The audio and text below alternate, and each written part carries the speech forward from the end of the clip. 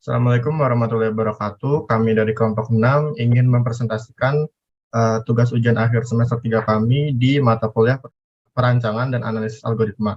Di presentasi kali ini kita akan membahas dari contoh-contoh soal yang sudah kita buat di beberapa algoritma yang sudah ditentukan oleh dosen pengampu kami. Sebelum mempresentasikan PPT yang sudah kita buat, alangkah baiknya kita perkenalan dari anggota dari kelompok 6. Yang pertama ada Adam Wijaya, yang kedua ada Adrian Setristiawan, yang ketiga ada Dimas Diormesya, yang keempat ada Duta Pramudia Ramadan, yang kelima ada Faisal Kurniawan.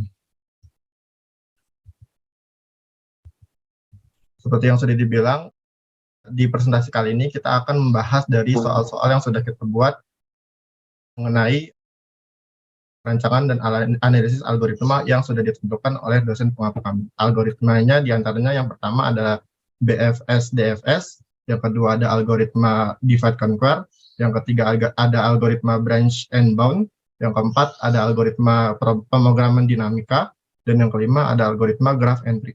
Selanjutnya akan dilanjutkan presentasi ini oleh anggota dari kelompok 6. Baik, terima kasih Dimas. Yang pertama ada algoritma BFS dan DFS. Jadi contoh soalnya di sini disuruh tentukan jarak dari titik A ke titik L dengan algoritma BFS dan DFS. Di sini ada gambar grafnya.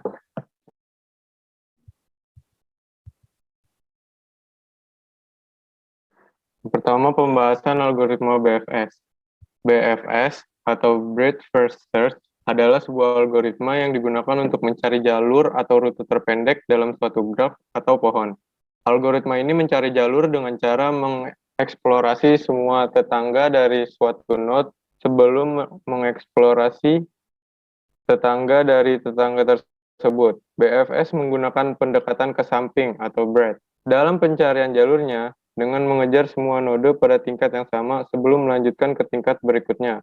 Nah, dari penyelesaian dari graf yang tadi, kalau dengan algoritma BFS, yang pertama dari titik A ke titik B, lalu dari titik B ke titik C, dari titik C ke titik D, dari titik D ke titik E ke titik F ke titik G ke titik H ke titik I ke titik J, ini harusnya dari titik J ke titik K. Ini salah tulis. Mohon maaf. Nah, dari titik K terakhir ke titik L. Jadi, jarak yang dilewati dari titik A ke titik L adalah 11 titik. Nah, kalau dengan algoritma DFS atau Deep First Search adalah sebuah algoritma yang digunakan untuk mencari jalur atau rute dalam suatu graf pohon. Algoritma ini mencari jalur dengan cara mengeksplorasi suatu node sebanyak mungkin sebelum mengeksplorasi node lainnya. Dan menggunakan pendekatan ke bawah atau depth dalam pencarian jalurnya dengan mengejar semua node di tingkat bawah sebelum kembali ke tingkat atas. Kalau yang BFS tadi ke samping, kalau yang ini DFS ke bawah. Di sini penyelesaiannya dari titik A ke titik L, yaitu pertama dari titik A ke titik B, dari titik B ke titik E, dari titik E ke titik I, dari titik I ke titik O. Terus dari titik O kita naik lagi nih, kan tadi dimulai dari B, terus turun nih satu karena B udah dieksplorasikan.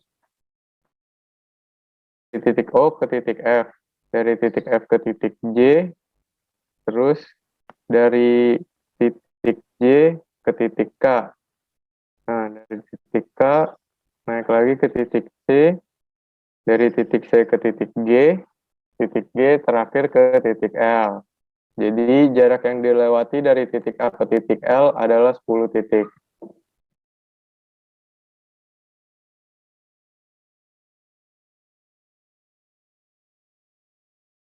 Oke, lanjut ke soal nomor 2. Algoritma divide dan conquer. Bagaimana algoritma divide conquer dapat dioptimalkan dengan menggunakan teknik-teknik seperti memorization atau dynamic programming. Nah, bahasanya teknik memorization dan dynamic programming dapat digabungkan untuk mengoptimalkan algoritma divide conquer. Salah satunya adalah dalam masalah pemrograman dinamis untuk mencari solusi dari persamaan frekuensi Fibonacci. Memoization digunakan untuk menyimpan hasil subproblem yang telah diselesaikan. Sementara dynamic programming digunakan untuk mengevaluasi subproblem dari kiri ke kanan dengan menyimpan hasil yang telah diselesaikan. Dengan digabungkan, algoritma divide conquer menjadi lebih efisien dalam menyelesaikan masalah frekuensi Fibonacci.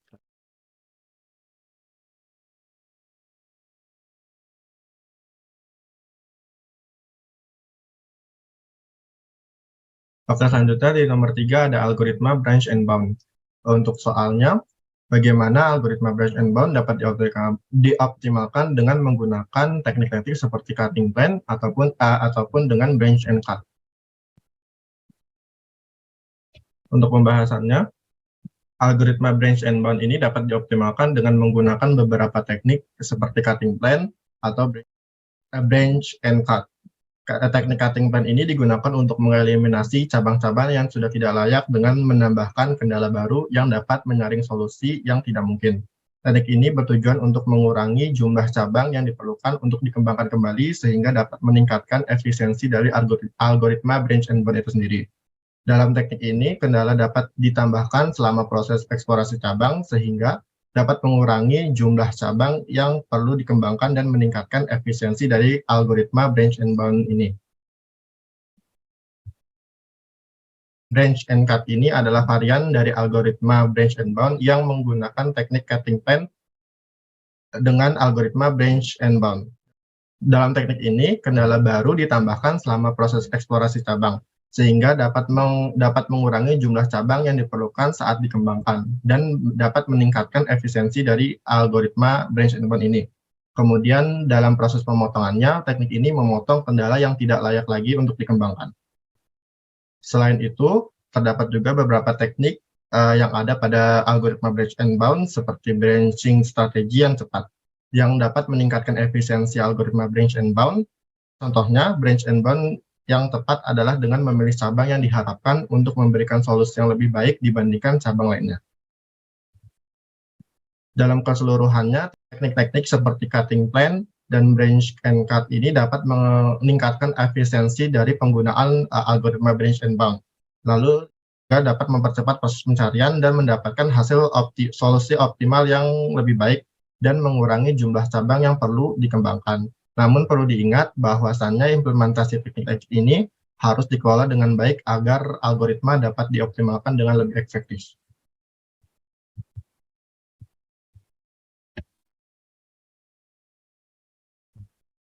Untuk soal keempat yaitu algoritma pemrograman dinamik. Pada sebuah daerah terdapat 7 kota dengan jarak yang terlihat pada gambar di bawah ini. Seorang kurir ingin mengantarkan barang dari kota 1 menuju kota 7. Kurir tersebut menginginkan rute terpendek yang dapat dilewati. Tentukanlah rute terpendek tersebut.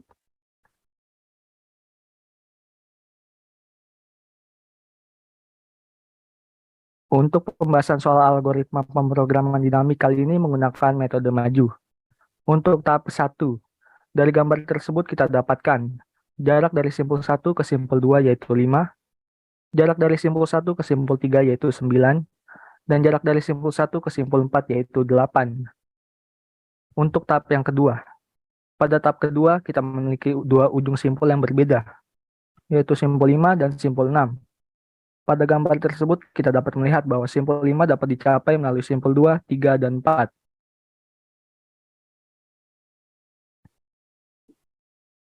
Lanjutan tahap kedua. Jarak terpendek dapat kita temukan dengan menjumlahkan jarak antara simpul ke simpul 5 dengan solusi optimal pada tahap 1 sebagai berikut. Jarak terpendek ke simpul 5 sama dengan min jarak terpendek ke simpul I ditambah jarak terpendek dari simpul I ke simpul 5. Jarak terpendek ke simpul 5 sama dengan min 5 ditambah 10 sama dengan 15. 9 ditambah 4 sama dengan 13. dan 8 tambah 9 sama dengan 17. Didapat hasil menjadi 13, yang termasuk dari simbol ketiga. Lanjutan tahap kedua. Pada gambar tersebut, simpul 6 dapat dicapai melalui simpul 2, 3, dan 4. Dengan cara yang sama, didapatkan solusi optimal untuk simpul 6 sebagai berikut. Jarak terpendek ke simpul 6 sama dengan min jarak terpendek ke simpul I, ditambah jarak terpendek dari simpul I ke simpul 6. Jarak terpendek ke simpul 6 sama dengan min 5 ditambah 17 sama dengan 22, 9 ditambah 10 sama dengan 19, dan 8 ditambah 9 sama dengan 17. Didapat hasil 17 yang termasuk simpul keempat. Jadi, jarak terpendek dari simpul 1 ke simpul 5 yaitu 13 yang didapat dari simpul ketiga. Dan jarak terpendek dari simpul 1 ke simpul 6 yaitu 17 didapat dari simpul keempat. Untuk tahap ketiga. Pada tahap ketiga ini adalah langkah terakhir perhitungan. Menurut gambar tersebut, simpul terakhir atau simpul 7 dapat dicapai melalui simpul 5 dan 6.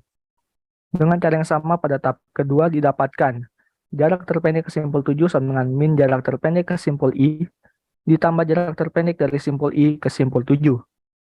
Jarak terpendek ke simpul 7 sama dengan min 13 ditambah 8 sama dengan 21, dan 17 ditambah 9 sama dengan 28.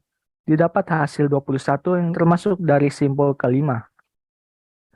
Jarak terpendek dari simpul 1 ke simpul 7 yaitu 21 didapat dari simpul kelima.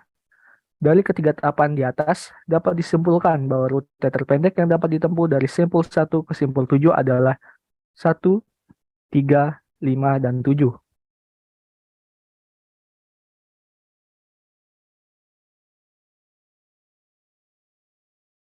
Yang kelima ada teori graf dan tree.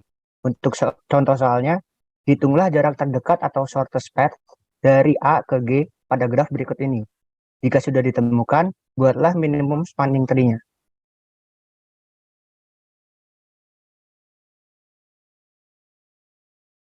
Nah, algoritma Dijkstra dapat digunakan untuk mencari rute terpendek pada graf dengan menggunakan metode relaksasi yang berulang. Algoritma ini hanya dapat digunakan pada graf dengan bobot yang tidak negatif. Langkah-langkah yang digunakan dalam algoritma Dijkstra untuk mencari rute terpendek pada graf adalah sebagai berikut. Yang pertama, inisialisasi semua node dengan jarak infinity, kecuali node awal yang diinisialisasi dengan jarak 0. Lalu, buat min priority queue untuk menyimpan dan node yang belum diperiksa dan jaraknya dari node awal.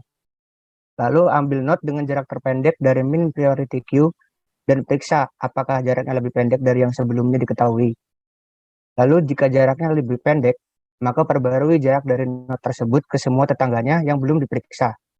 Ulangi langkah ketiga dan 4 sampai min priority queue-nya kosong atau semua node-nya sudah diperiksa.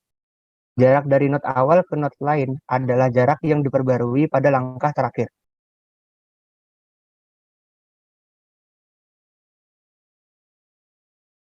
Nah, untuk mencari rute terpendeknya itu kita bisa membuat tabel seperti ini. Lalu dihitung setiap langkah dari current dan unvisited hingga visitnya. Jika sudah, intinya nanti akan didapat tuh jarak terpendek dari A ke G-nya itu adalah 16. Dengan jalurnya itu A ke B ke C, lalu langsung ke E, F, hingga G. Jadi kita melewati node D-nya.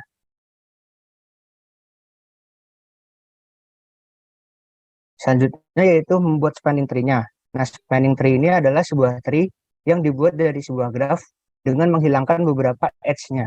Tree ini harus mengandung semua node yang dimiliki graf. Jika weighted graph diubah menjadi spanning tree, setiap kombinasi tree yang dapat dibuat memiliki total weight yang berbeda-beda. Problem minimum spanning tree atau MST berusaha mencari tree seperti apa yang bisa dibuat dari sebuah weighted graph dengan total weight seminimal mungkin. Nah, algoritma prim dapat digunakan untuk mencari minimum spanning tree atau MST ini pada graf.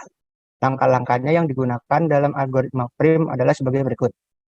Yang pertama, pilih satu node acak sebagai node awal dan tambahkan ke dalam MST.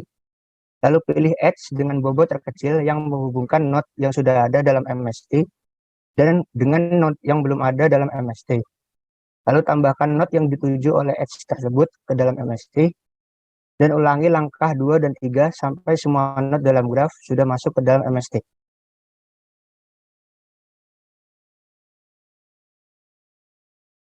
Pembahasan mencari spanning tree-nya di sini bisa pertama pilih node acak sebagai node awal dan tambahkan ke dalam MST.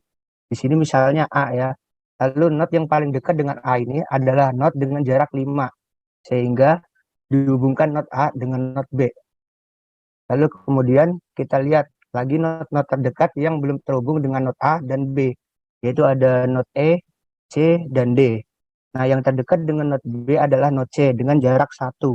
Kemudian node B dan node C dapat dihubungkan.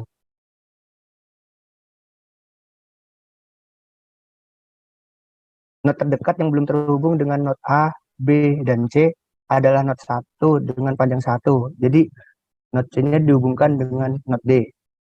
Lalu node yang belum terhubung dan dekat dengan node A, B, C, dan D adalah E dan F.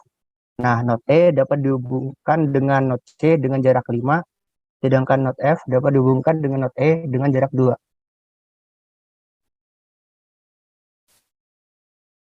Node terakhir yang tersisa dan belum terhubung nih dengan node A, B, C, D, dan F itu adalah node G.